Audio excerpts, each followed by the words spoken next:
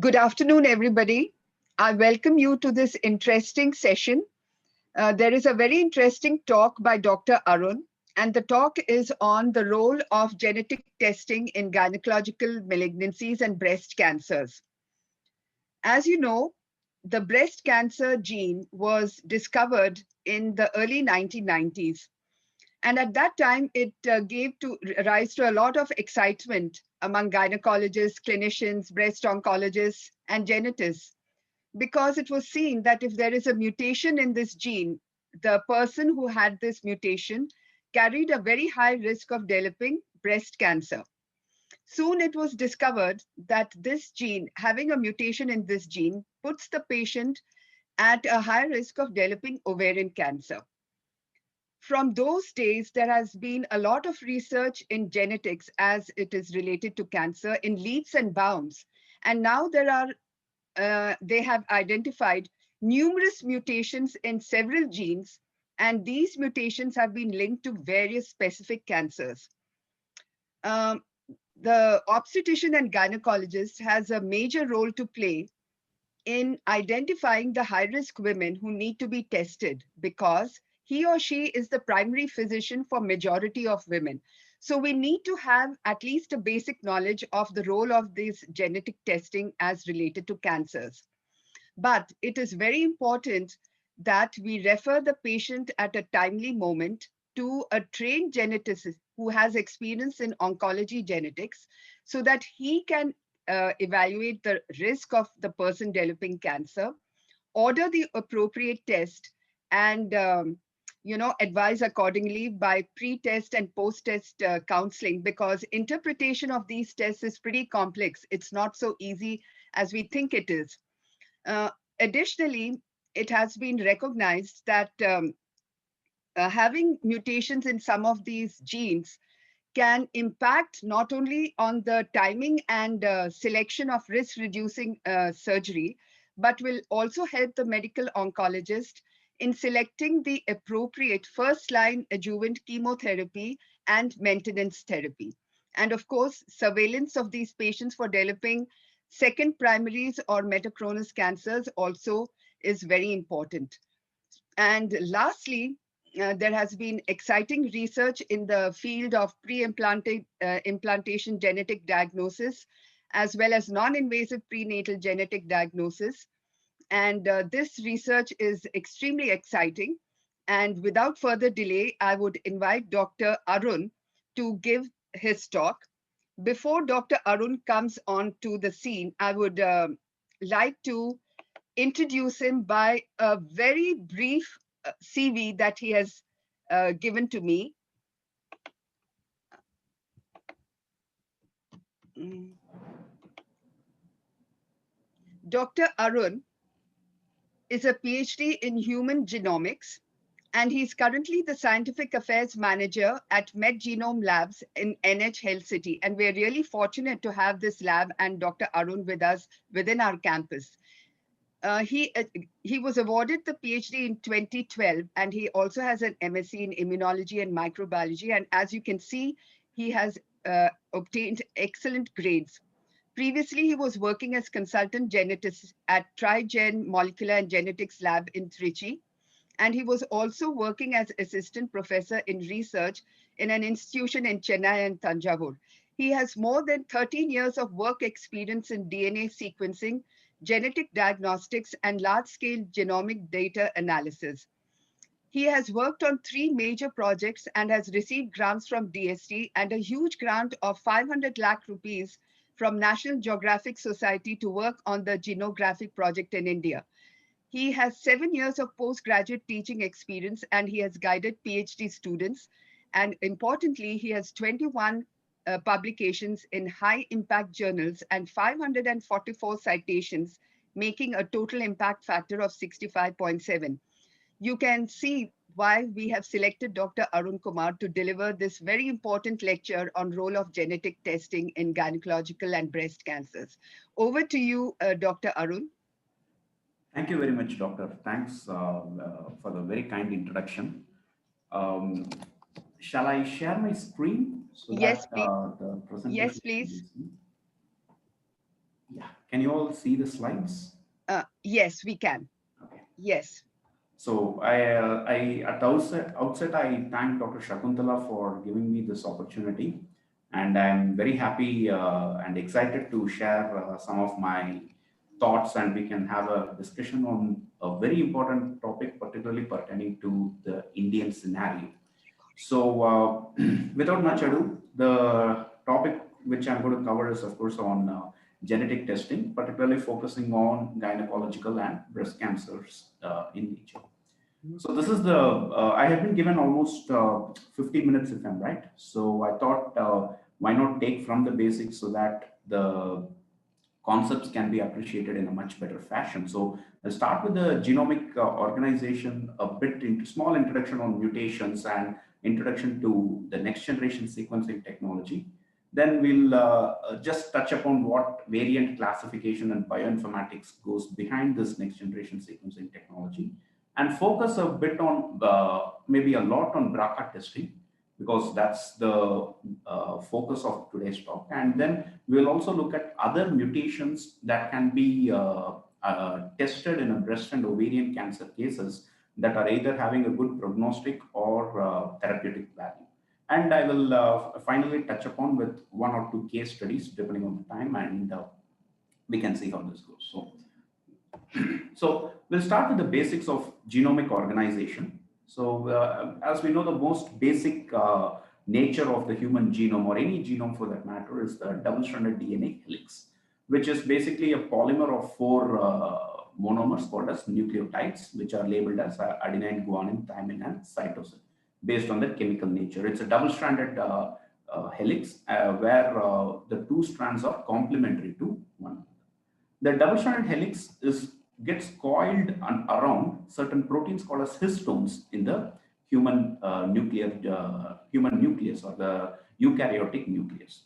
So these histones are packaging elements, and this combination of DNA wound around a histone particle is called as a nucleosome. And this is around 11 nanometers in diameter. Then it gets further condensed in a cell to become a 30, 300 nanometer particle, and finally it becomes a 700 nanometer particle.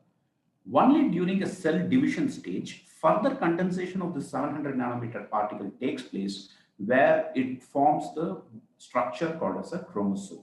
So this chromosomal structure, the famous X-shaped structure of a chromosome, is taking place only during the cell division stages. Otherwise, in a regular cell, which we call as the interface cell, the genome is there somewhere between this 300 nanometers to 700 nanometers. Somewhere within this range, the genome is organized, and wherever a gene expression is required, it moves on to the most basic form of the uncoils into a DNA. So why this DNA? There is a DNA has a unique set of regions called as gene. Gene is a sequence of DNA that codes for a functional RNA. In other words, not just any RNA, it's a functional RNA, because previously we thought gene was a part of the genome that codes for a protein. Now we do have a lot of functions for RNA apart from coding of a protein. So every fragment or a section of DNA that codes for a functional RNA is called as a gene. And this is the structure of a eukaryotic gene, where you have the promoter region followed by exons and introns. So exons are the coding region of the gene, whereas introns are the non-coding region of the gene, which are removed off from the RNA before the RNA is converted to a protein. And then you have the stop codon and the termination sequence. So essentially, the eukaryotic genome has exons and introns. Now, the flow of genetic information in a cell, which in other words is called as a central dogma of molecular biology, we know that for sure. So essentially, you have the DNA, which is double-stranded in nature, and it is complementary. So wherever there is a T in one strand, the other strand has a A. Wherever there is a C in one strand, the other strand has a G. So by the process of transcription, mRNA is synthesized, or in other words, a pre-mRNA is synthesized, where this TACGT, this is converted to AUGCA. So mRNA is single-stranded, unlike a DNA. And by the process, a very important process called splicing, the introns are removed off and all the exons are joined with each other. Then the process of translation takes place where a triplet code called as the codons are used to code the particular amino acid. For example, if there is a sequence of AUG in the mRNA that codes for a methionine, a CAU in the mRNA codes for histidine, GAC in the mRNA codes for a aspartic acid. So essentially in the cell, this TAC, GTACT, G sequence becomes a methionine, histidine, and aspartic amino acid chain in the protein. So moving further. Excuse me, Yes. Dr. Arun. Yes. Can you come closer to the mic, because most of people have written that the audio is. Okay. I will remove my video. Maybe the bandwidth can be conserved a bit. Can you hear me better now? Slightly better, but could you hear me properly? Yes, I can hear you very well. Can you hear me well? Slightly better, yeah. Okay. Okay, fine. So we'll move on to the understanding of something called as why do we need to study all this? It is to identify what is called as a genetic mutation or genetic variants that are present in various humans. So a genetic mutation. Arun, slide, yes. Okay. Yeah. A genetic mutation is nothing but a change in the sequence of DNA that produces a change in the amino acid structure, producing an abnormal protein. There are different types of mutations. One is called as a point mutation, where there is a single nucleotide change, where a A can become a T or a C can become a G, etc. So examples include single nucleotide variants, where in this sequence this T is converted to a G. There can also be small deletions where this TC is deleted and you don't see the TC in this cell. So this is a deletion, small deletion. Small insertions can take place. Large deletions, which are more than 1,000 bases, can also take place, where you can see here that exon 1, intron 1, exon 2, intron 2 is the sequence. This whole exon 2 is deleted here, meaning that it is such a large deletion going for more than 1,000 bases. And large duplications are also possible, where this exon 2 is getting duplicated. The reason why we have to know these types of deletions is based on the scale of the deletion or based on the scale of the mutation, the technology to identify the mutation changes.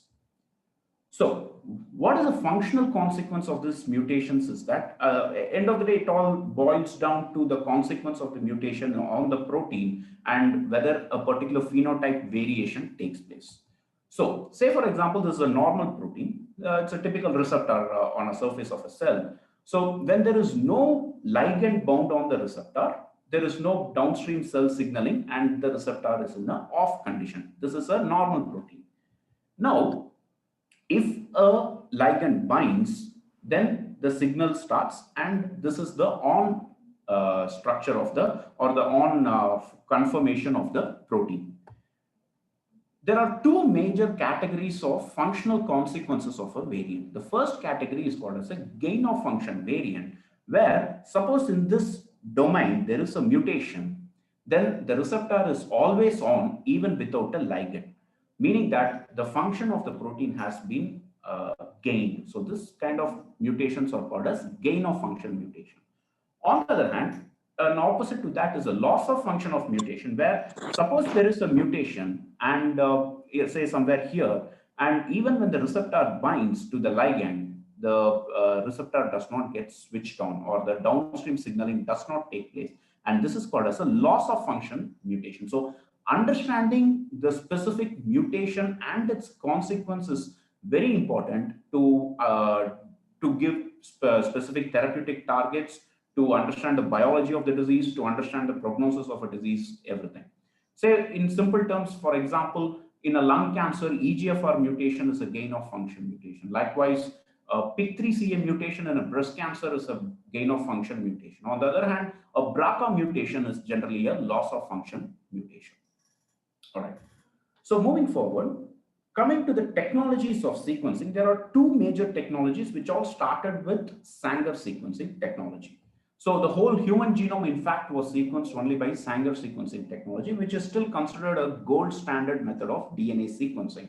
Whereas recently, in the sense in the last 15, 20 years, there was a whole shift from Sanger sequencing to the sequencing technology called as NGS, or the next generation sequencing technology. So the major difference is that in a Sanger sequencing, although it's highly accurate, it's very labor intensive. So for example, the throughput is again very low in a Sanger sequencing, where you cannot sequence more than 700 to 1000 bases at a given point of time. But if you take a simple BRCA gene, BRCA1 gene, the length of the gene is around 60,000 bases. So if I can sequence only 700, 800 bases at a given point of time, you can imagine how many number of reactions are required just to sequence a BRCA gene for one individual. So the throughput is extremely low for Sanger sequencing. On the other hand, the throughput is extremely high for next generation sequencing. And it does not compromise on the accuracy. And there are many other advantages of next generation sequencing, where it can also detect large scale genomic deletions and duplications. And with respect to throughput, one person can be sequenced at a single time in a Sanger, whereas multiple persons for multiple individuals for multiple genes can be sequenced parallelly together. So next generation sequencing sometimes is also called as massively parallel sequencing. With this background, I'll just go on to the an introduction to NGS technology. So NGS technology starts with what is called as a target capture. Say, for example, I'm going to sequence BRCA genes, just the BRCA1 and BRCA2 for a particular individual. We have around 20,000 genes in the human genome. So how am I going to pick up a particular or two particular genes? So that is done by this target capture. Something is up on my screen. Can somebody see this? Hello? There is a red line on my screen. Yes, sir. You put that. We can see. I didn't put it. Okay. Okay. I'll You have to proceed. wipe it. It's an artifact. Okay. Like how we have in a sequencing artifact. Okay. Yes. Okay. So going on with this target capture. So essentially for a capture, what we do is that we have a set of RNA probes which are complementary to the region of the genes that we want to sequence. So these are called as baits. So these, when we get a sample, we extract the DNA and chop the DNA into short fragments, and we hybridize these genomic DNA with the baits, RNA baits, which are complementary to the gene of interest. So if I'm going to sequence BRCA1 and BRCA2, these RNA probes are complementary to the BRCA1 and 2 genes. So, and one advantage of this, or one add-on to this, is that these RNA probes have what is called as biotin molecules on them. And after hybridization, you can see that the regions or the specific genes that I'm interested in get hybridized with the RNA probe. And then we take a magnetic bead that has streptavidin on it. The biotin and streptavidin have high affinity with each other, just like a lock and a key. So then using a magnetic, with the help of this magnetic bead and an actual magnet, you can pull off the genes which have got bound to the RNA bead. The remaining are washed off, and when you degrade the RNA, you get the gene of interest. So until now, we have not done sequencing. We have just captured the genes or the part of the genome that we want to sequence. Next, we do the sequencing, wherein after the sample is obtained, we, as a small recap of what I said earlier, we extract the DNA and we fragment the DNA into 150 base fragments. And these fragments are hybridized with the RNA baits, and we pull it down and we do what is called as a library preparation, where we ligate specific oligonucleotides on either end of the particular short fragment. And then we take it up for next generation sequencing. There are multiple chemistries of next generation sequencing, which I'm not going to go into the details of it now. And after the sequencing is done, you get enormous amount of data. For example, we get on an average for sequencing around, say, 6,000 genes, you get a data size, raw data, just the raw data alone, to a tune of close to 1 gigabytes. So there is a huge deal of bioinformatic analysis that is required to make sense of the data. essentially what data do we have? We have 150 base pair fragments of specific genes obtained from the sample. Now we have to map such millions of 150 base pair fragments to the reference genome and identify the genetic variants. So very important two terminologies which I would like to cover in this next generation sequencing is that depth and coverage, read depth versus gene coverage. So for example, if you take this cartoon, this blue color rectangle or the x-axis is the length of a gene. Say for example, the length of the gene is 1000 bases. And on the y-axis, you can see the x, which is the read depth. So to define what the read depth is, consider these each black line to be a 150 base fragment that we had sequenced. Now, these are all random fragments, so you're not going to have a single stretch. You're going to have multiple random fragments being generated and sequenced.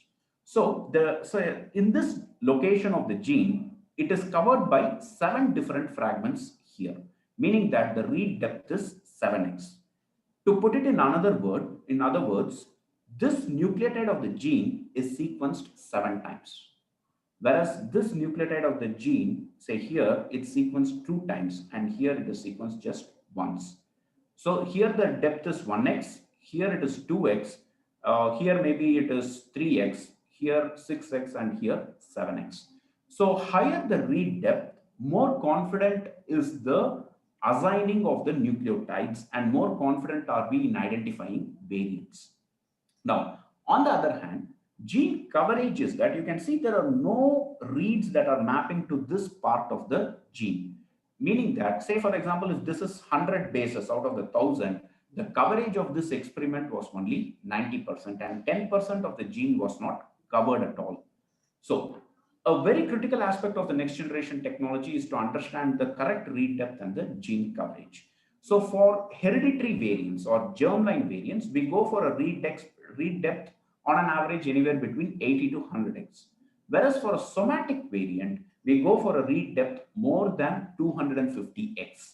The reason being, in germline, you will be able to, the minimum load of a mutation is going to be 50% in a heterozygous state. Whereas in a somatic or the acquired condition, the mutation load depends on the extent of tumor cells present in the tumor. So that can be as low as 1%. So that's where we increase the read depth for somatic variants. So essentially, when you map the reads to the genome, it looks something like this, and you can see each line is a read, and there is a GG that has been inserted here, which is not there in the reference genome. So high read depth is typically required for somatic testing, and higher the read depth, more is the accuracy of the testing. Now, this is a cartoon that I prepared because we come across variety of genomic technologies, and to understand when to use what is something of paramount for a clinical testing. So on the top, you have the DNA bases in count. Say this is a single nucleotide, meaning that it is at the level of DNA. So now if you can just imagine the first slide of genomic organization I told, this is at the DNA level, and 10 to the power of 9 is at the chromosomal level, and these all come in the middle. So PCR methods and Sanger sequencing are good up to 1000 bases in size. On the other hand, a technology called MLPA, which detects large deletions and duplications but not point mutations, are good anywhere from 10 to the power of 2 to the 10 to the power of 8.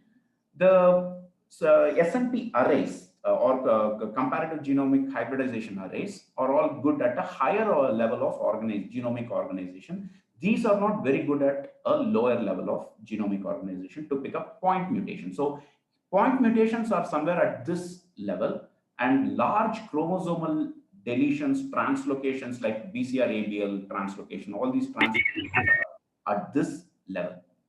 Now, all the cytogenetics, be it karyotyping, FISH, spectral karyotyping, are all much at a higher level.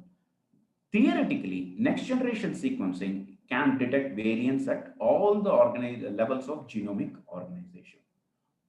Theoretically, please mark the words theoretically, because when it comes to a diagnostic setting, we have to understand certain limitations of NGS also, which I will touch base upon in the next few coming slides.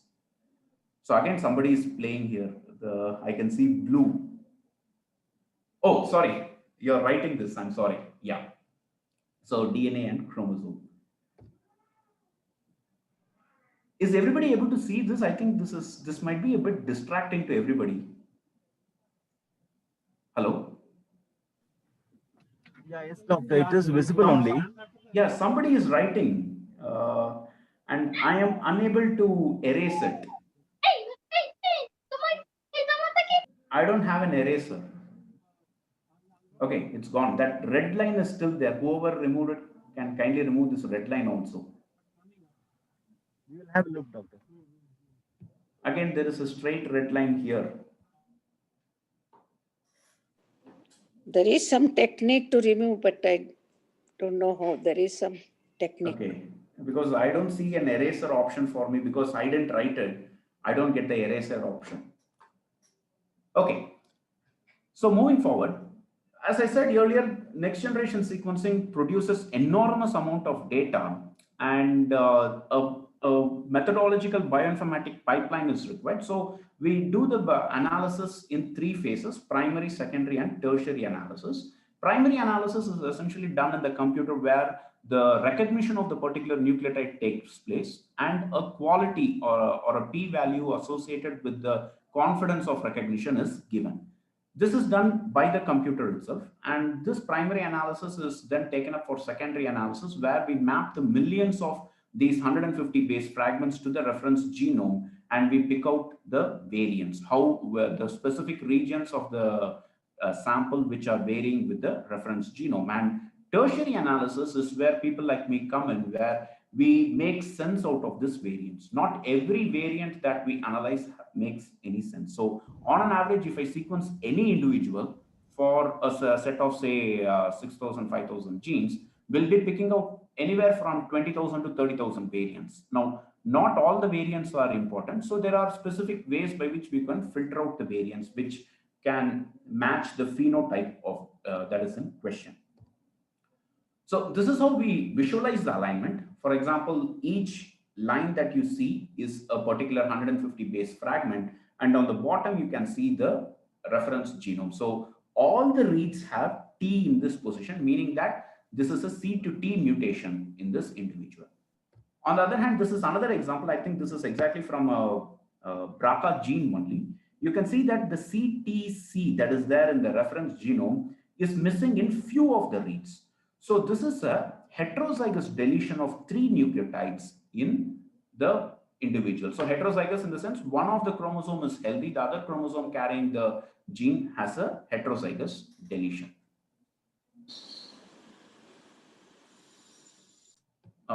Moving forward.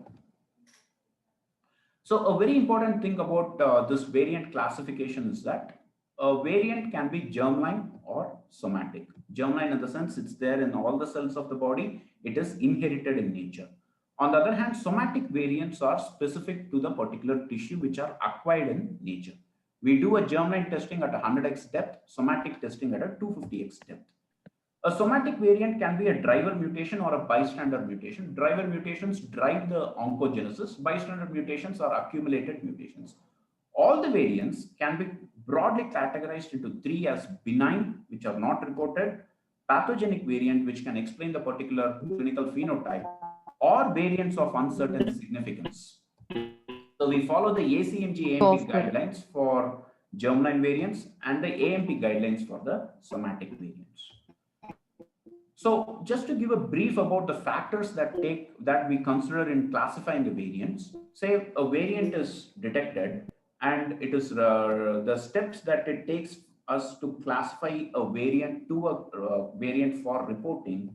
These are the following steps. First, we look for the genotype-phenotype correlation. So if there is no phenotypic correlation, we don't take it up for reporting. We predict the effect of the variant by in silico programs, where we induce a mutation in the protein and we see the effect in the protein. So that's an in silico prediction. And we look for evolutionary conservation of the genomic locus. We look for the minor allele frequency in public databases. So in healthy population databases, if the variant is there in a very high frequency, that means that in all probability, it's not a pathogenic variant. And finally, we do literature search, publications are looked for, and then taking into consensus all these factors, we classify a variant. So for somatic variants, the classification is a bit different, wherein the guidelines ask us to classify into 4 buckets. The first bucket is the tier 1 variants, which are variants of strong clinical significance that have a therapeutic target available for the particular variant. For example, a BRCA variant in ovarian cancer is a tier 1 variant because you do have a drug against the BRCA1. Likewise, tier 2 variants are variants with potential clinical significance where the variant or the gene is implicated in some other cancer but not the cancer in question. Say, for example, again, identifying a BRCA variant in a lung cancer may come into this tier 2 variant. Tier 3 variants are variants of uncertain or unknown significance where even though the gene is known, if the variant is not functionally categorized in the literature, we won't be able to estimate the pathogenicity of the variant, and they come under the VUS or the tier 3 category. And finally, you have the benign variants, which are having a high frequency in a general population, and we don't report these variants at all. So briefly, some advantages of NGS over other molecular investigations include accuracy, sensitivity, very low quantum of samples are required, high throughput, and the speed of testing is also pretty high compared to for the amount of genomic data that we get. Certain limitations of NGS is that it requires high-end informatic infrastructure and bioinformatic expertise is required. It has a reduced sensitivity to detect large deletions and duplications. Exon level deletions, if they are there, especially in a heterozygous state, NGS might not pick it up with precision. And it is very expensive. If the objective is to look for single or 2 mutations, you might as well go for a PCR rather than doing a NGS because it gets very expensive to do single variant detection.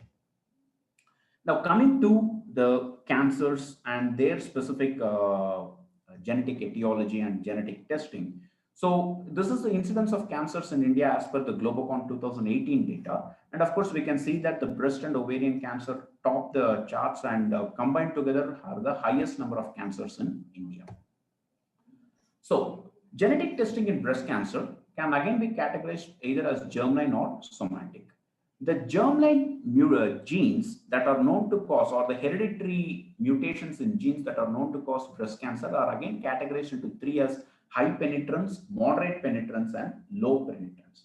In other words, it estimates the probability of one individual getting a cancer based on the presence of the mutation. So high penetrance genes are almost a sure shot to get breast cancer if they have the mutation. So BRCA1, BRCA2, TP53, PALB2, STK11CDH all come under the high penetrance gene, whereas ATM, BLM, these genes come, RAD51D come under the moderate penetrance, and low penetrance genes are RAD51C, MLH1, MLH2, etc. Coming to the other side of it, somatic testing, the mutations in PIK3CA, ERBB2, again, BRCA1, BRCA2 can also be somatic in nature, PALB2, or some of the genes that are commonly mutated only in the tissue and not in the other cells of the body. So understanding and estimating mutations in these genes can have a lot of therapeutic and prognostic value. So now I'll talk in detail about the BRCA gene testing in breast and ovarian cancers. So what does the guidelines say? So any gene testing for a cancer, we always look into the NCCN guidelines, and the guidelines says that BRCA1 and 2 should be tested for all patients with ovarian or fallopian tube cancers and breast cancers. And there are 3 major other guidelines apart from NCCN. ESMO, what happened? Are you able to see my slides?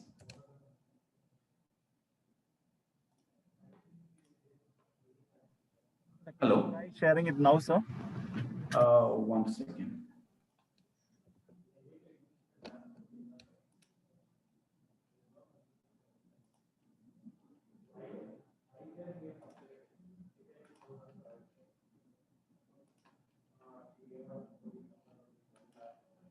Can you see the screen? Yes, sir, we can see, sir. Yeah, that line is also gone. Okay. So the ESMO guideline says that we have to do germline BRCA mutation for all cases of and somatic BRCA testing for all cases of ovarian cancers. ASCO also says that genetic testing for BRCA1 and 2 and other ovarian cancer susceptibility genes must be done. And in women who don't have a germline variant, a somatic testing must be done for ovarian cancer. Likewise, the SGO says that all patients with epithelial ovarian cancers should be done uh, BRCA testing. When to test is the next question. Can it be tested at the beginning or after chemotherapy or after surgery? So again, the guideline statement on this states that it should be tested at diagnosis. At the stage of diagnosis itself, if the testing is done, targeted therapy can be applicable if it is possible. So looking into the nuances of BRCA germline testing, the rationale behind doing a BRCA germline testing is something that we can see. First of all, it gives a very good hereditary risk assessment, and it also helps in the disease prevention if detected earlier. So, for example, the risk of women developing breast cancer, if she has a BRCA mutation, is 50 to 60% for germline cancers, and a germline BRCA mutation carrying woman has a 45% chance of developing a ovarian cancer. Disease prognostication can be possible based on the mutation. Theragnostic value. So a person who has a BRCA mutation has two therapeutic implications. One is that she has increased sensitivity to platinum therapy, and she also has increased sensitivity to PARP inhibitor therapy. Or in other words, PARP inhibitor therapy is given only to those who have a BRCA1 and 2 mutation. And it improves the detection of cancers by 1.5 to 2.5 times, and it is recommended by almost all major guidelines. So we at MediGenome, we do the BRCA germline testing, and we have done more than 3,000 patients for the BRCA. I think the number has increased even more than this, where we do it at 80 to 100x depth because it's a germline testing. And we have reported pathogenic or likely pathogenic variants in almost 30% of the cases. And it is validated. We have done exhaustive validation where sensitivity and specificity and reproducibility is 100%. We report small indels and single nucleotide variants in the BRCA germline testing. Just to see the family history based and age based BRCA prevalence in our database, we found that the green ones you can see here are genes mutated in cases of people who were less than 45 years of age. So early detection or less than 45 years of age, you can see majority of them have a BRCA1 variant. Even greater than 45 years of age, you do see 15.4% of having a BRCA variant. Most importantly, 8.3% of women who have got cancer below 45 years have a non-BRCA variant. On the other hand, women with breast cancer more than the 45 years of age, 6.4% of them have a non-BRCA variant. Likewise, when we try to stratify them based on the family history, apart from the regular story of BRCA, we do see that 5.2% of women without a family history have a BRCA variant, a non-BRCA variant, and 8.9% with a family history have a non-BRCA variant. So, point I'm trying to make is here that it is with the BRCA alone, the story does not end. Although BRCA is very important, you do have other genes that can cause hereditary cancer in as much as 10% of the cases. Next part of this BRCA story is the somatic testing, where we test for the BRCA mutations in the tissue of the individual. So the rationale is that those individuals who don't have a germline BRCA variant but have a somatic BRCA variant can be picked up, and they also can potentially benefit from a targeted therapy. Identification of loss of heterozygosity of BRCA1 and 2 genes is possible. Acquired platinum resistance and acquired PARP inhibitor resistance can also be identified by somatic testing. Disease prognostication can be done, and it can also be used as a first-line testing for BRCA even before doing the BRCA germline. Because while you do a somatic testing, even the germline variants, if it is present, will be picked up. It's recommended by FDA and NCCN. And we cover the entire coding region of the BRCA genes in this, and we sequence anywhere from more than 250x depth for this somatic testing. And the minimum mutation load that we detect confidently is 5% in a tissue. So the implication of somatic BRCA testing is the following. The phase 2 clinical trial for the PARP inhibitor therapy recruited almost 15% of the patients who didn't have a germline BRCA but had a somatic BRCA mutation. And those patients had a good overall survival rate, as good as a germline BRCA mutated patient who was on olaparib therapy. Likewise, a study by Wei et al. Showed that 40% of the breast cancer cases and 21% of ovarian cancer patients with PARP inhibitor resistance had a BRCA1 or 2 reversion mutation. Reversion mutation is that the mutation that was inherited is starting to reduce in the particular tissue. 28.3% of recurrent ovarian cancer tumors had a secondary mutation, which is again somatic in nature, compared to 3.1% of primary tumors. And 46.2% of platinum-resistant tumors had a secondary mutation. So the main advantage of doing a somatic BRCA is that in the top panel, you can see that a germline BRCA mutation is there in all the cells of the body, and that you can see that when you extract any cell of the body, it is going to have the germline variant. On the other hand, somatic variants are restricted to the tissue that has the cancer, and it has both germline and somatic variants can be picked up. In other words, a germline variant, if at all is there, it will also be there in the tumor cell. A somatic variant will obviously be there in the tumor cell. So if you do a somatic testing, you have the opportunity to detect both germline and somatic variants.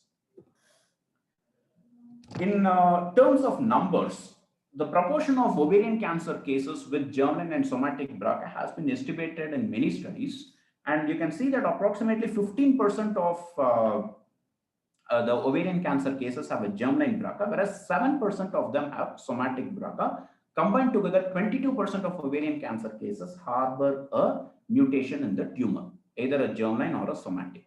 On the other hand, 40% of ovarian cancer cases which were BRCA mutated had no family history.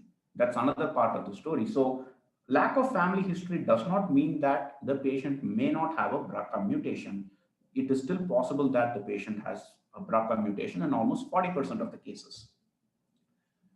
So moving further, this is the brief path flow of how we identify a somatic testing in our lab, in any lab for that matter. So when initially we get the FFPE block of the tissue or the formalin fixed paraffin embedded blocks, we do a quality control to check for the adequate tumor content. DNA is extracted and quality estimated. Then the BRCA genes are captured using probes. It is sequenced in Illumina sequencer with a more than 250x depth. We get the raw data and we do the mapping using the GATK best practices. The variants are called, and then the tertiary analysis of variant annotation takes place, where the gene annotation and variant annotation takes place, and somatic variant calling takes place. And then we look for a variety of databases, publicly available databases, to look for the presence of this mutation. And we call the variant we filter the variant using the minor allele frequency check, and the effect is predicted, and finally the report is given. So from this stage till this stage, the sample goes through at least, I would say, 4 teams involving 8 or 9 different individuals. Whom to test for BRCA? So as per the NCCN guidelines, any woman with a history of breast cancer at a very early age, so less than 45 years is considered as a early onset breast cancer. Breast cancer diagnosed before 50 years of age, but with 2 primaries. That is also a good candidate to do a BRCA testing. Breast cancer diagnosed at any age with more than 2 relatives with breast cancer or pancreatic or prostate cancer can be taken. Likewise, relatives with known deleterious mutations can be taken. Both breast and ovarian cancer in the same patient are eligible to do a BRCA testing. And lastly, there is a group of people called Ashkenazi Jews who have BRCA as their founder mutations, and the frequency of BRCA mutations in this community is very high. All right. The reported variants in BRCA are of these two categories. So this is the BRCA1 and this is the BRCA2. All the ones that you see in green are single nucleotide variants, whereas the ones in the reds are deletions. Now, 97.1% of the variants are less than 50 bases in BRCA1. 99.3% of the variants in BRCA2 are less than 50 bases. There are 7,700 different mutations detected in BRCA1 and 10,800 mutations reported in BRCA2. So why this 50 base is that, as I said earlier, NGS has a lesser sensitivity to detect large deletions and duplications. So whenever there are large exon level deletions, it's always better to go for a MLPA technology, which is nothing but multiplex ligation probe amplification. On the other hand, NGS covers almost 97% of BRCA1 variants and 99% of BRCA2 variants, which are SNVs and small interns. Next, very important recent update with respect to the BRCA testing is that there is a group of genes called HRR genes, or homologous recombination repair genes. So just like how a PARP inhibitor therapy is useful for BRCA mutated cancers, the other HRR gene mutated cancers can also benefit from PARP inhibitor therapy. So to just give a brief background about this PARP inhibitor therapy, it goes on with the DNA repair pathway. Suppose there is a damaged DNA base. So it leads to a single strand break. So let's consider this to be a double-stranded DNA. This single base is broken. Immediately what the cell does is it does what is called as a base excision repair, and using the enzyme called PARP, it recruits the DNA polymerase beta, XRCC1 and ligase and repairs this single strand break.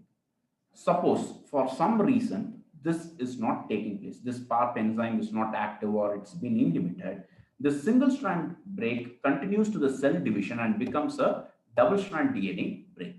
Now, when a double strand DNA break takes place, the cell recruits 3 or 4 different mechanisms to repair it. One using the BRCA1, it recruits the check1 and it arrests the cell, or it inhibits the check1 and arrests the cell at G2 phase for repair. Or it can arrest the check2 and it can arrest the cell at a G1 phase for repair. Or it can also do what is called as a homologous recombination repair, where it copies the other chromosomes. So each of us have 2 chromosomes, homologous chromosomes. So whatever is the base that is here in the other chromosome is copy pasted here using BRCA2 RAD51 ERCC1 proteins. Lastly, as a salvage, what the cell does is that it does a non-homologous recombination using these proteins, XRCC4, ligase 4, DNA PK, etc., where any random nucleotides are inserted here. This is the last surviving mechanism of testing, of repair in the genome, of the broken DNA. So essentially, to re-emphasize, a single strand breakage is repaired by the PARP and the following pathway.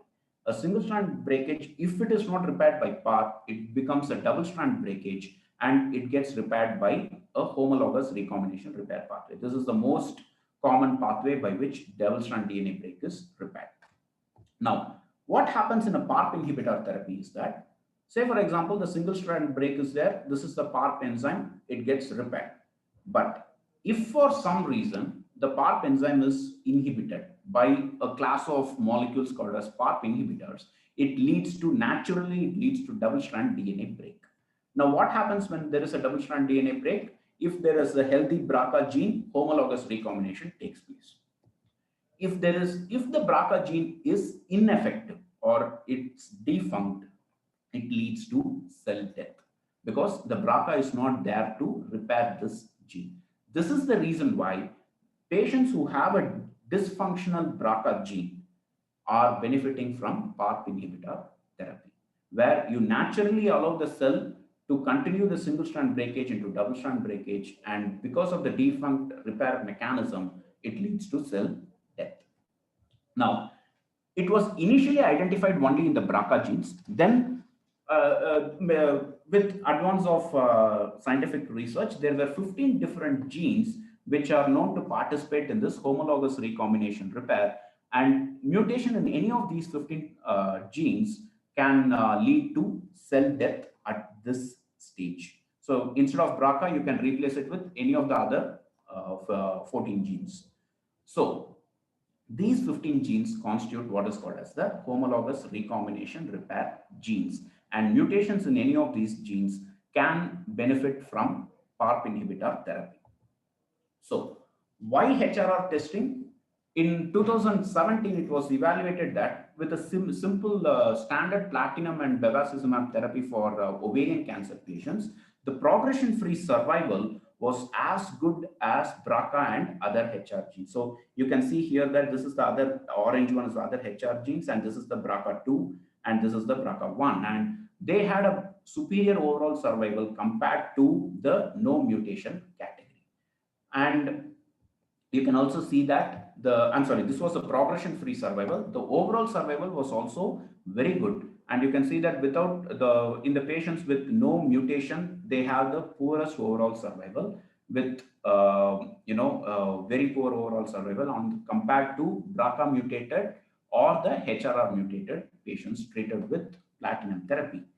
And with the PARP inhibitor therapy, again, a variety of studies were performed, and now PARP inhibitors are approved by FDA. So olaparib is one such PARP inhibitor where it has been implicated for ovarian cancers in these settings. For example, whenever it is given as a maintenance treatment for patients with deleterious or suspected deleterious germline or somatic BRCA mutated epithelial ovarian, fallopian, or peritoneal cancers.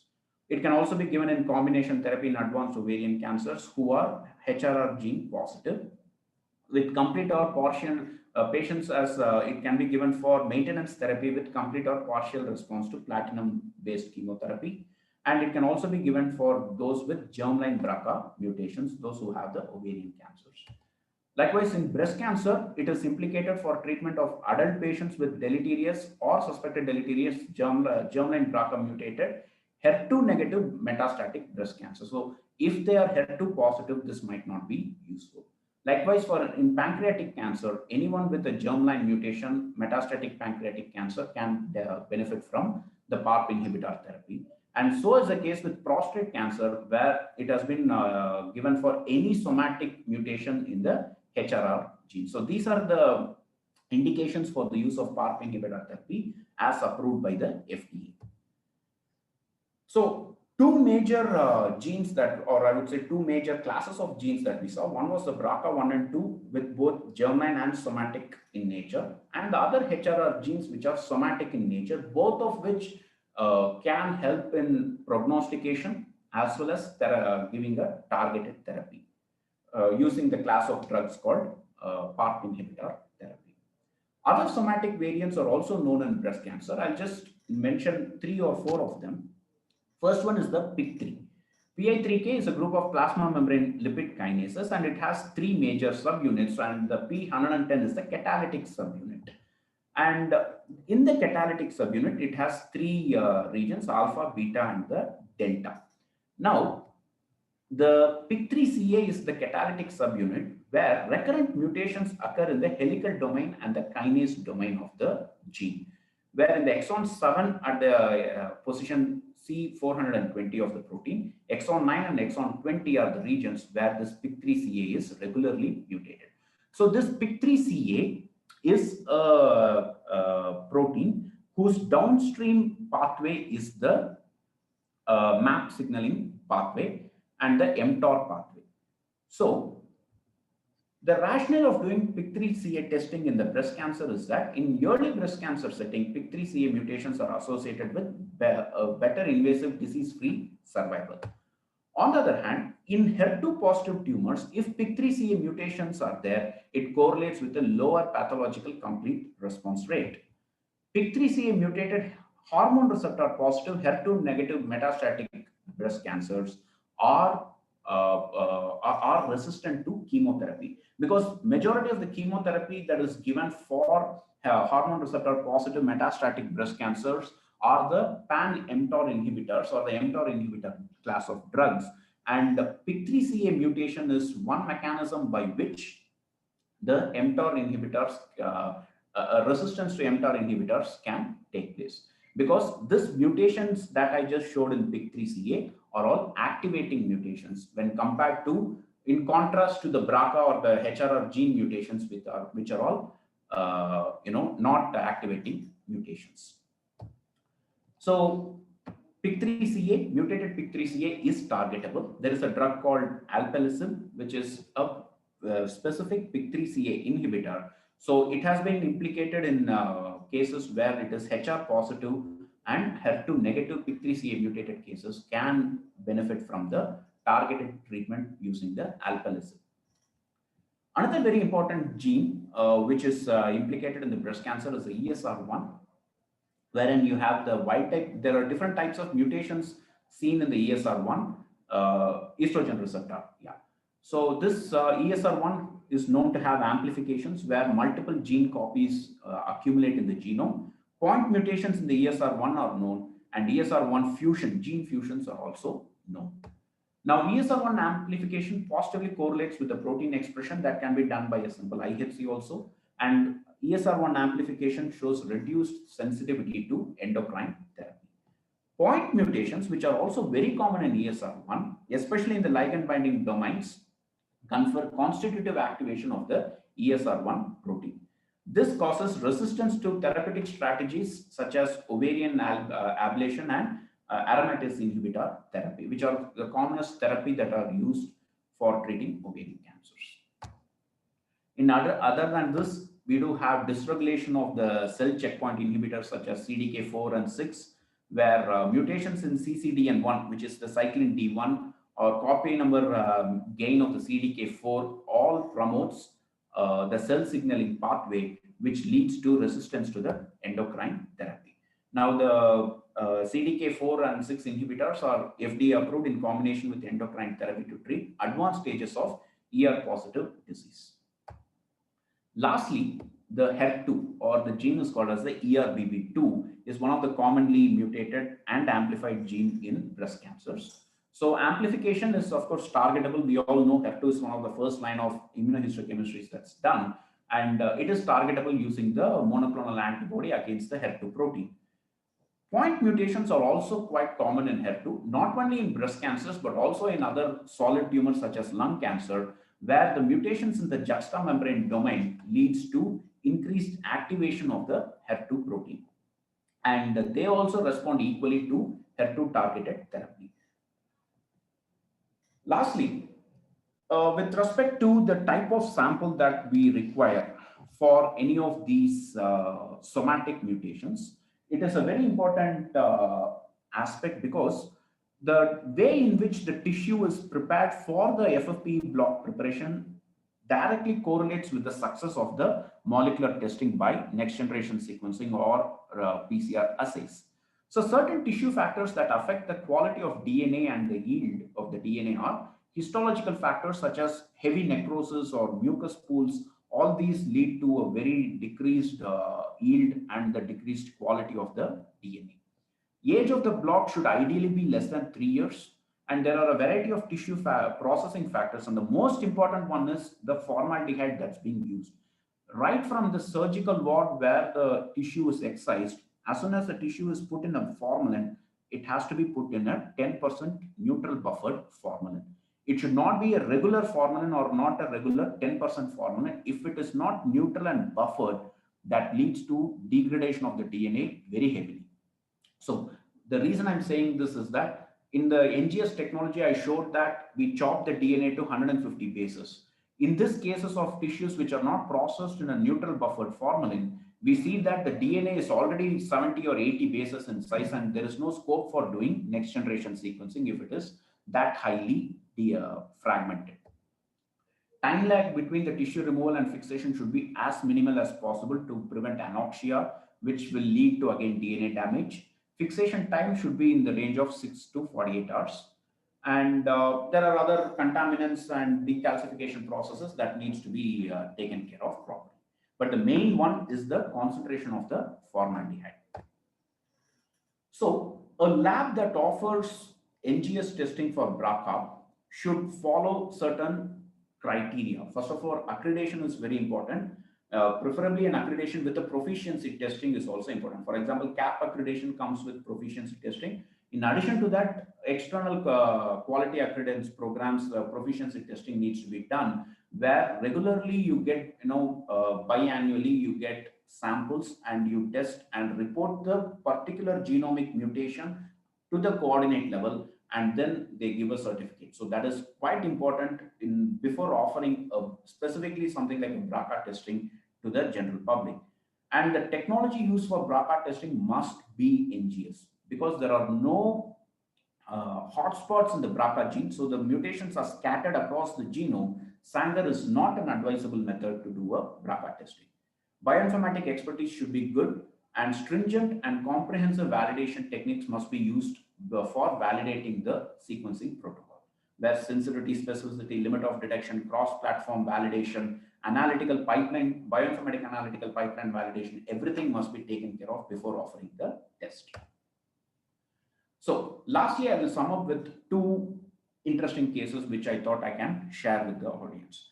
The case one was a case of a 52-year female with CA ovary.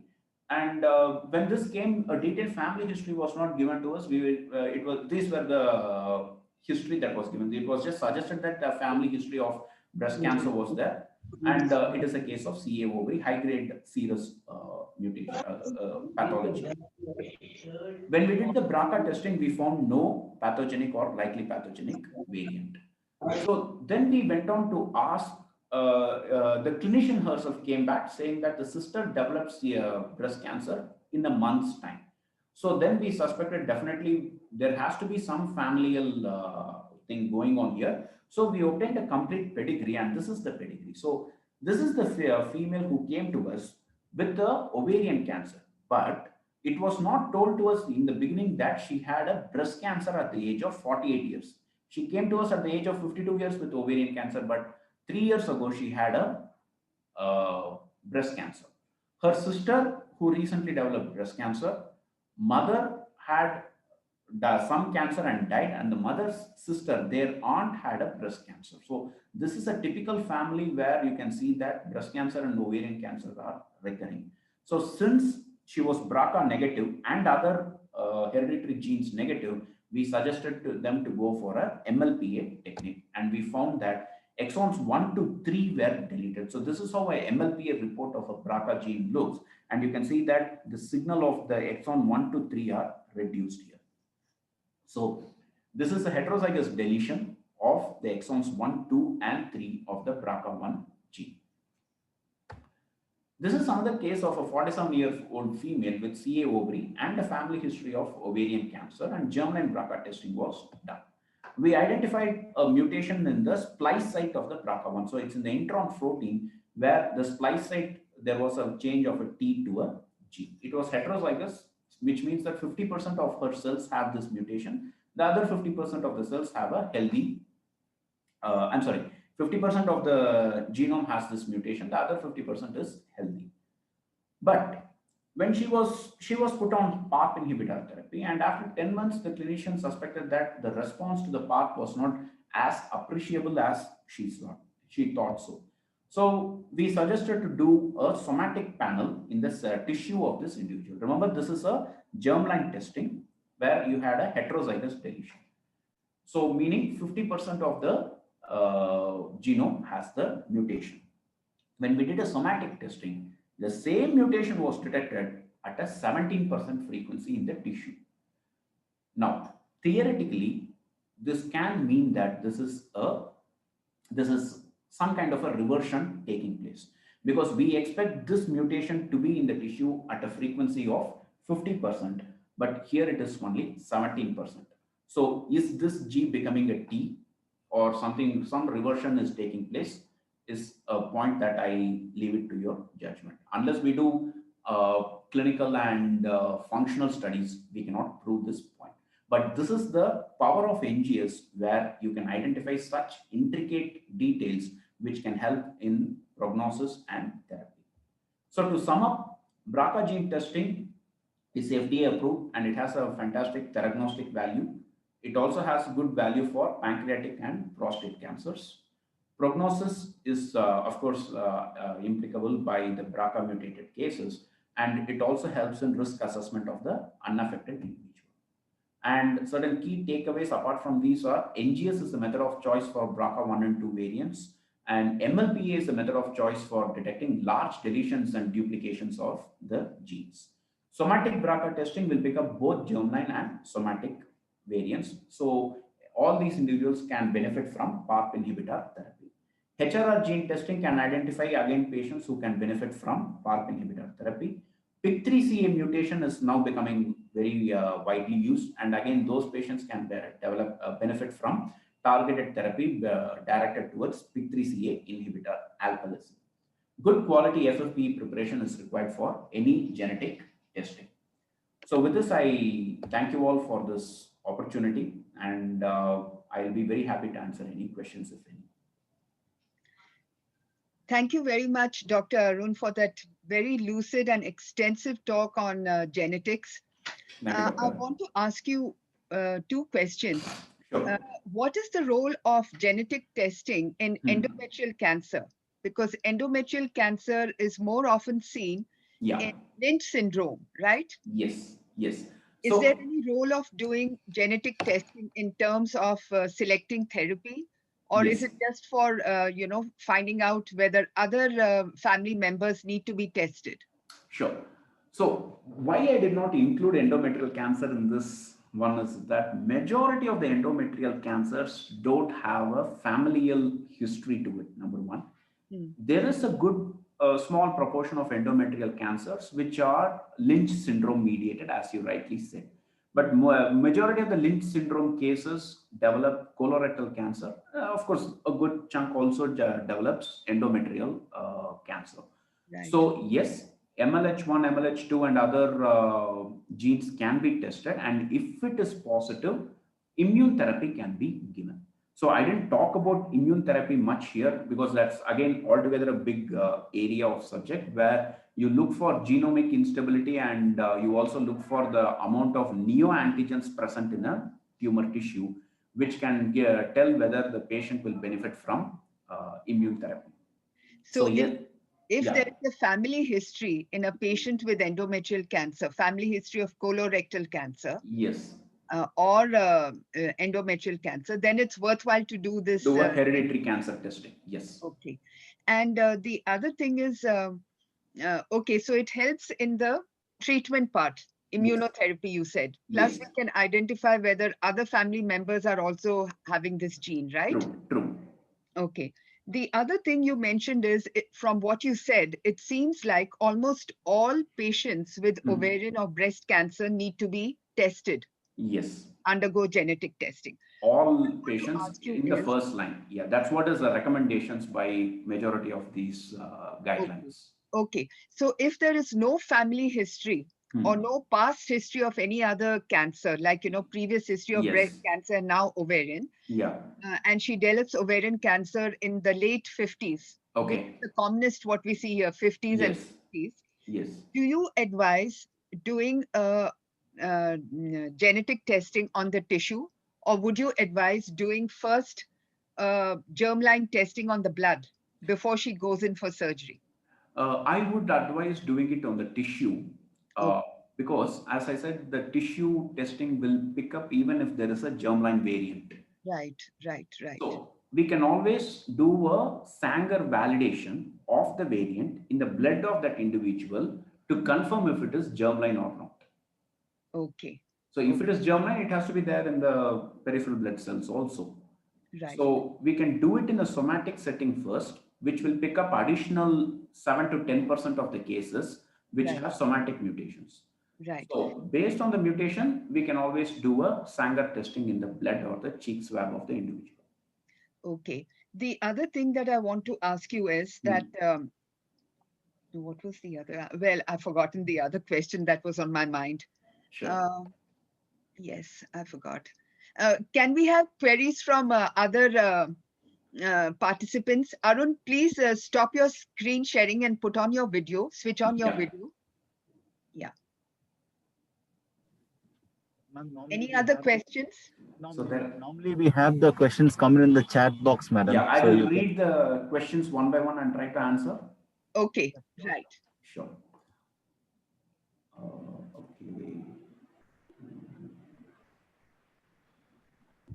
Okay, Dr. Vibha Rathore, cost of NGS and how much time result to come. So on an average, the cost of the NGS depends on the size of the panel again and the depth of sequencing. So generally the somatic testing is a bit more expensive compared to the germline testing. So to put some numbers in perspective, anywhere, it's revolves around 20,000, I would say. What was almost 40, 50,000 2, 3 years ago is now around 20,000. But again, as the panel grows in size, the cost will also increase proportionately. And how much time does it take? Certain panels, we get the reports in 14 working days, or else on a standard note, it is around 3 weeks. You get that's the time that it takes to get a NGS result. Dr. SJP, based on the age, what were the type of genes in terms of penetrance? I mean, high, low in our patient population. So the penetrance is not directly dependent on the age, but high penetrance genes tend to have a early onset per se. So of course, in India, in our experience also, BRCA is the commonest mutated gene, followed by BRCA1, BRCA2, followed by, if I'm right, RAD52 and certain Fanconi genes also we have seen. But otherwise, other genes do come up, but not as frequent as BRCA1, 2, or these genes that I said. Dr. Mahesh, what is the risk of core male siblings of these women with cancer genes? Okay, so for the male partners of the sibling. So in other words, if I understand correctly, if there is a male sibling and a female sibling with a particular gene mutation who has a cancer, it is advisable to do it in the male because the same mutations in the male can cause pancreatic and prostate cancer. Additionally, it can also cause other cancers like that of colorectal cancers, although the frequency of such cancers are low. But definitely, prostate is a very common cancer that is caused because of BRCA mutation. Role of whole genome sequencing in inherited cancers. So here I would like to mention, I didn't talk about the different flavors of genome sequencing. So I have been concentrating only on these. So you do have what is called as a targeted gene sequencing. Say, for example, the 15HRR gene is a targeted sequencing. Likewise, we have a set of 106 well-curated set of genes which are known to cause various familial cancers and familial cancer syndromes. Now, those 106 genes would account for almost 98% of all cancers. Other than that, if you do a clinical exome, which is a highly curated set of 6,500 genes, that is sufficient to cover all the established genes known to cause familial cancers. A whole genome might not be required at all because you don't want to sequence the non-coding part of the genome. You don't want to sequence the introns. You don't want to sequence the intergenic spaces, which constitute almost 95% of the human genome. So those things are not required to sequence. Whole genome sequencing is more to do with a research or an exploratory basis rather than at a diagnostic level. At a diagnostic level, it is sufficient to do a panel, targeted panel, or a clinical exome for familial condition testing. I think that's it. Yes, Shaku. Yes, madam. Do you want to ask any question? I was just wanting to know that the young children of the 10 years or even the adolescent age, we see ovarian cancer. Okay. Have we done the genetic in this group of individuals? And why did it occur so early? Mostly we are targeting at the elder age.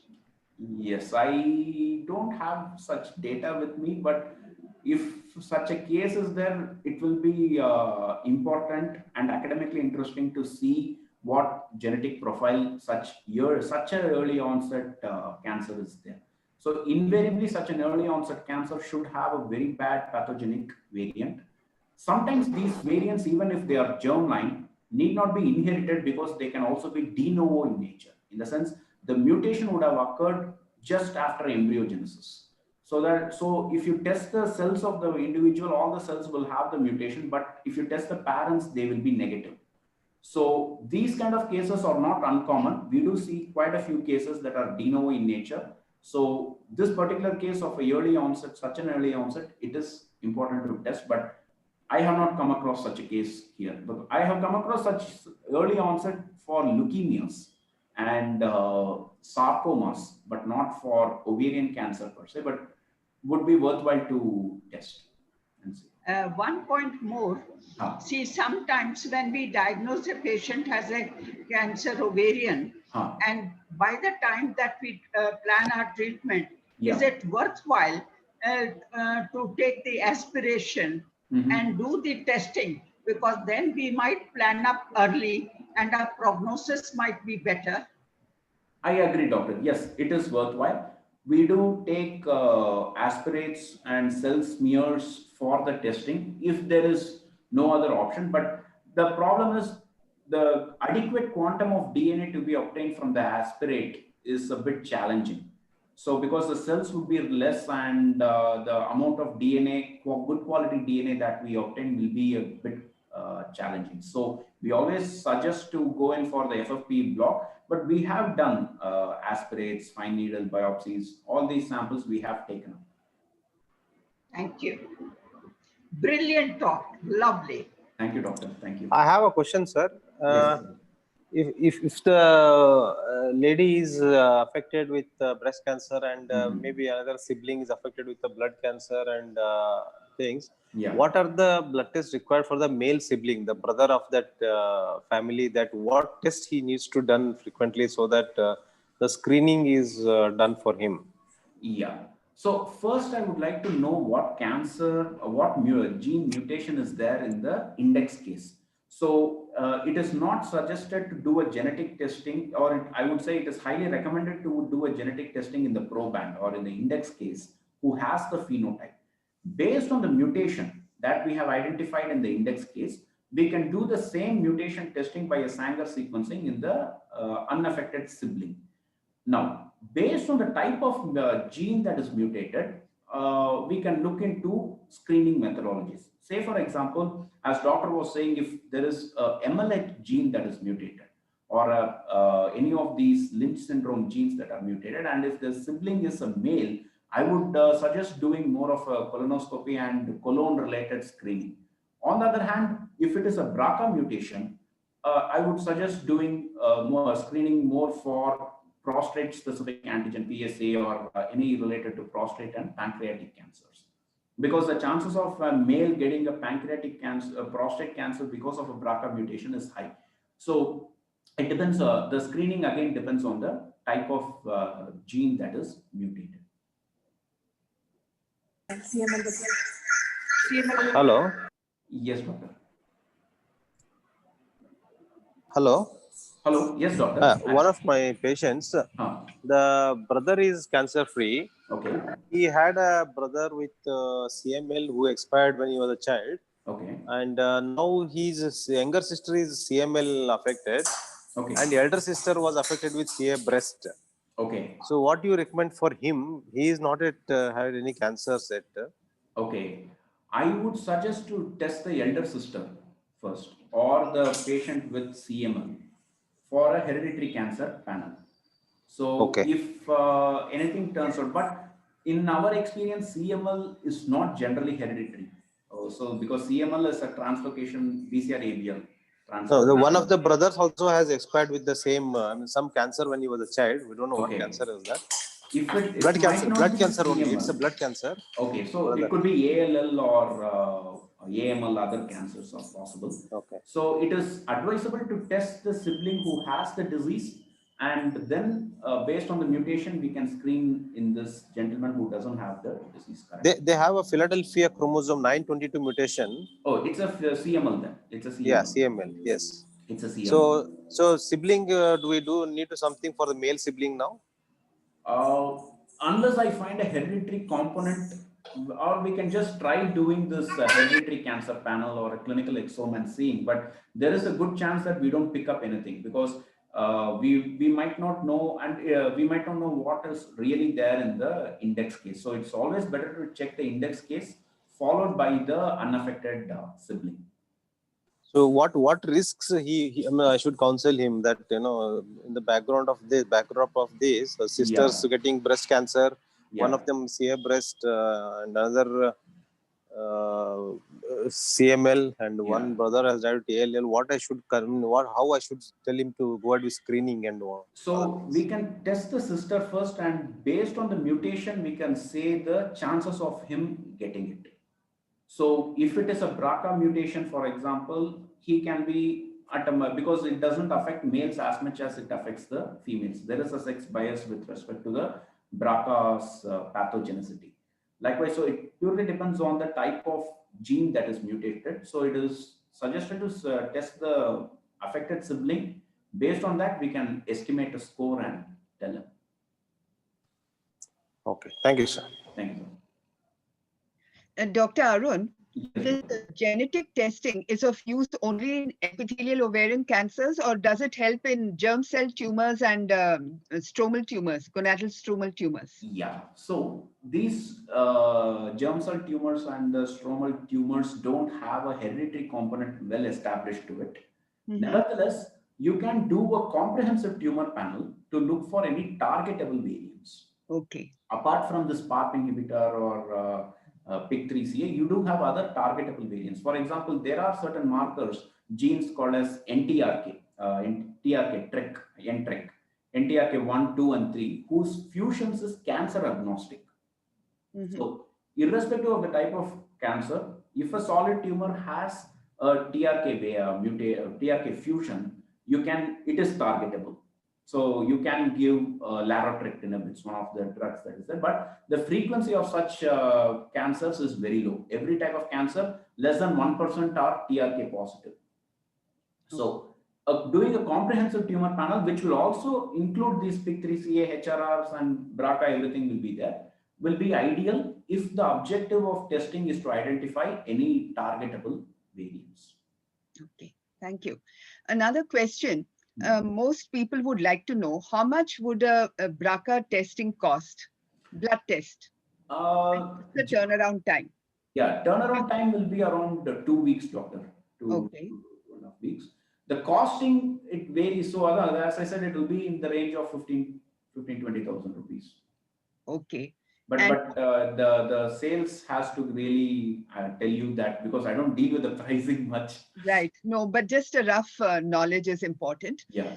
Another thing is that, this one is BRCA, and you're going to test for other mutations too. Suppose you're going to test for other mutations, okay, when there's no family history. Yeah. How much would that cost? And what is that called? Multi-gene testing? Again, it depends on whether you're doing somatic or germline. Somatic. So somatic means it will be a bit expensive, where you have a comprehensive panel, and I will just check with the team and give you the pricing. It should be around 500,000 or a bit less than that. Oh, that's quite a bit. Because you will be screening for 170 or so genes. Okay. At a depth of more than 500x. 250x and above, around that, or a bit 20-30% less than that. So I just need to. Okay. And what is the turnaround time for that? 3 weeks. 3 weeks. Okay. And it's done in India, in your lab? It's done in our lab, yeah. Okay. Okay, fine. We don't do any outsourcing. And you said that the tissue should not have been stored for more than 3 years. Yeah. The quality of DNA reduces as the factor of time. So not that I have not extracted good quality DNA from a 5-year-old tissue. Say it depends on the way in which the tissue was prepared, but definitely as a factor of time, the DNA quality reduces. Okay. the reason I'm asking is, you see, this genetic testing has come more into practice over the last, say, let's say 3-4 years, not more than that. And even NCCN has advised it for almost all women. Only recently, I think maybe last year, probably. Last year, yes. Yeah, last year. So, you know, patients are aware of all this because so much information is available on the internet through these cancer centers and societies. And at least 50% of it is correct. So some of the patients who were diagnosed with cancer, say about 4 years back, and they have had treatment, but then they develop a recurrence. Now they do all this reading on the internet and they come and ask, doctor, do we need to go in for genetic testing, even when there's no family history? Do you think it's worthwhile if that tissue is available to do a testing on that so that the oncologist can select the correct, you know, yes, doctor. treatment? Yes. So I would always suggest to go for the recent block, even if it is a secondary. If that is a more recent block, I would always suggest to do the testing. End of the day, you're going to treat the recent condition. Right.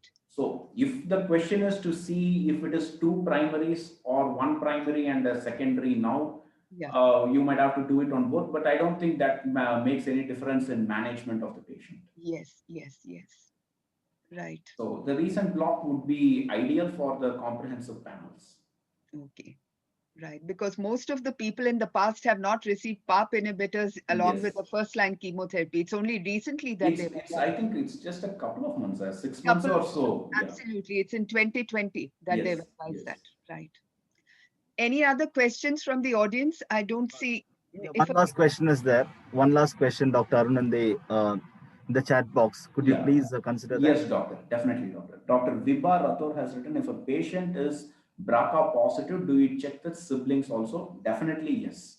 So if a patient is BRCA positive, we check the siblings. Either they can do the NGS for the entire panel, or we can do a Sanger sequencing for that particular mutation alone.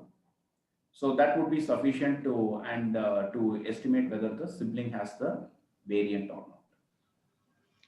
Sir, I'm Dr. Anita Rajoria. I just wanted to ask you whether secondaries are having same mutations as primary, or they may be different. They may be different.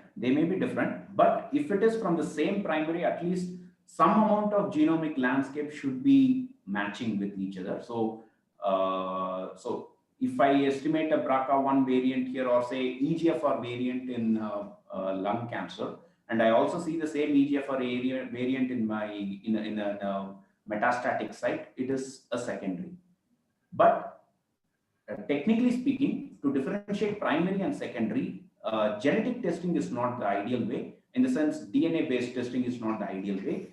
At a research basis, there are certain projects where you can do a whole transcriptomic sequencing. That is, you look at the expression of specific genes and compare that with the 2 tumors to see which is primary and which is secondary. If they match with each other, both are, one is the latest one is a secondary.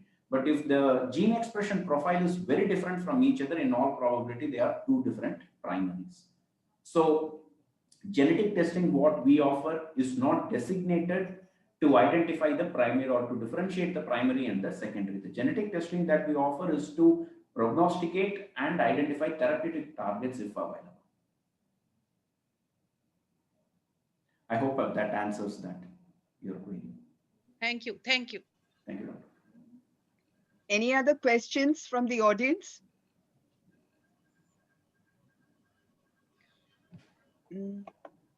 Should we conclude the session, Dr. Alexander?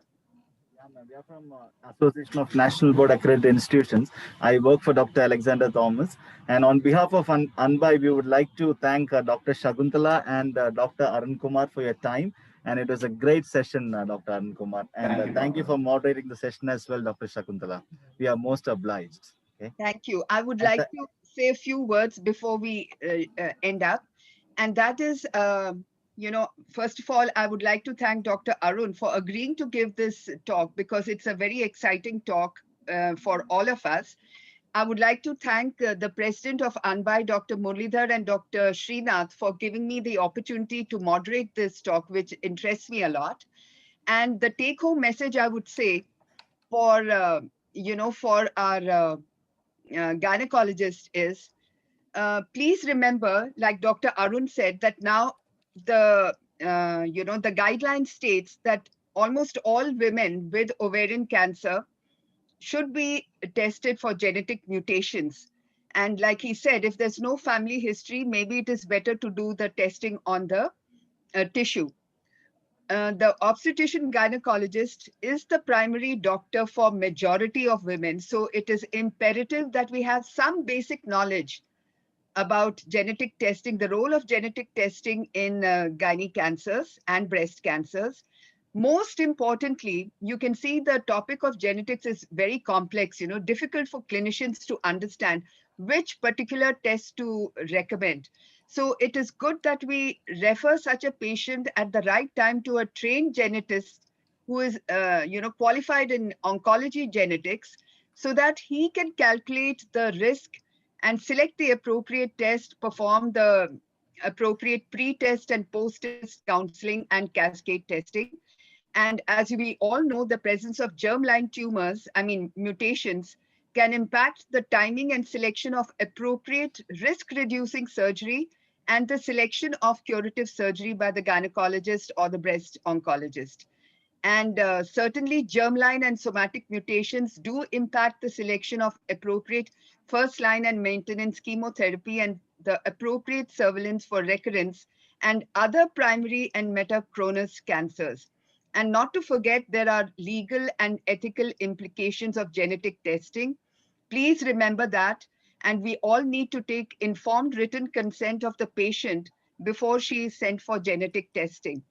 And of course, there is a new thinking on non-invasive prenatal testing for these mutations, pre-implantation genetic diagnosis. I believe it has come into I read some articles regarding pre-implantation genetic diagnosis on the blastocyst for BRCA mutations and the Lynch syndrome diagnosis.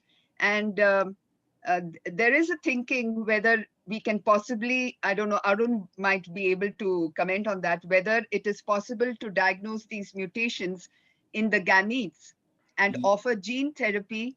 And these are really exciting areas of research. Thank you all very much. And most importantly, I thank the audience for logging in. I noticed that there were over 70 participants who had logged in for this exciting session.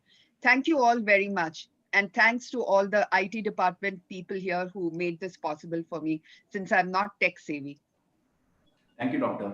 Thank you, ma'am. Thank you very much for your kind class. It was very good. The moderation went well. Thank you, Dr. Arun, on behalf of Association of NB accredited hospitals and also behalf of Narayana Hridayalaya. I'm very thankful for you to spend this time and take all the questions. It was very good interactive class. We all appreciate your time. Thank you, Doctor. Thank you, ma'am. Thank you very much, ma'am. Thank you. Arun, can we share your email ID with the BSOG societies? Because everyone may not have been able to, send their queries. Sure, anytime. Yeah. Okay, I'll share it with the gynae societies. Please, Doctor. Yeah, I'll be happy to answer. Thank you. Thank you, Dr. Srinath. Thank you. Thank you all very much.